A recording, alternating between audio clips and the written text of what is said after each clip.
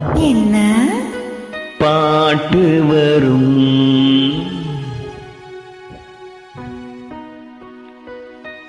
உன்னை பார்த்து கொண்டிருந்தால் பாட்டு வரும்.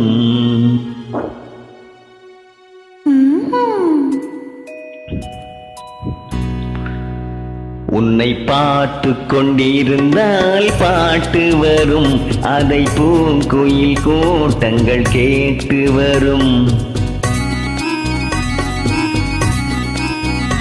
உன்னை பார்த்து கொண்டிருந்தால் பாட்டு வரும். அதை பூங்குயில் கூட்டங்கள் கேட்டு வரும்.